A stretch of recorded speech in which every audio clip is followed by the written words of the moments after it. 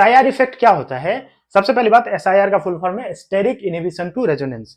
अब देखो, steric repulsion के वजह से या स्टेरिक हिंड्रेंस की वजह से अगर रेजोनेंस में प्रॉब्लम आए, रेजोनेंस दिक्कत करे, रेजोनेंस सही से नहीं हो पाए, तो हम बोलते हैं वहां SIR इफेक्ट लग रहा है। अब जरा यहां पे देखो, अगर मान लो ये दोनों साइड ऑर्थो पे CS3 नहीं होता, तब तो ये लोन पे रेजोनेंस करता, लेकिन इसके होने की वजह से CS3 एक बल्कि ग्रुप है और यहाँ नाइट्रोजन से भी CS3 जुड़ा हुआ है, तो इसके बीच में होगा भयंकर रिपल्सन, स्टेरिक रिपल्सन होगा। क्या होगा? स्टेरिक रिपल्सन होगा।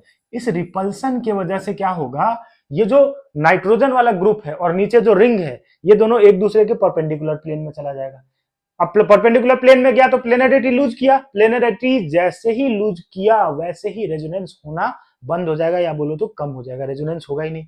अब अगर रेजोनेंस नहीं होगा तो ये लोन पेयर अवेलेबल है, लोन पेयर अवेलेबल मतलब फ्री है, फ्री है तो इसकी बेसिक स्ट्रेंथ बढ़ जाएगी, राइट। अब इस पे जो सवाल आता है वो क्या सवाल आता है, देखो, अगर तुम इन दोनों को कंपेयर करो, इन दोनों के बेसिक स्ट्रेंथ को मुझे कंपेयर करना हो, तो देखो यहाँ पे SIR लग रहा है, यहाँ SIR लग रहा है क्योंकि ऑर्थो पे CS3 है जो कि एक बल्कि ग्रुप है, लेकिन इस केस में मेटा पे आ गया CS3, डिस्टेंस बढ़ गया, रिपल्सन कम हो गया, SIR का इफेक्ट कम हो गया, तो यहाँ पे लोन पेयर रेजोनेंस में पार्टिसिपेट कर पाएगा, यहाँ पे रेजोनेंस में पार्टिसिपेट नहीं कर पाएगा। So this lone pair is more free, this lone pair is involve in resonance, ये रेजोनेंस कर रहा होगा, इसी वजह से जो ज्यादा फ्री है वो आसानी से डोनेट कर पाएगा और उसकी बेसिक स्ट्रेंथ बढ़ जाएगी। तो कौन ज्यादा बेसिक होगा? पहला वाला बेसिक होगा।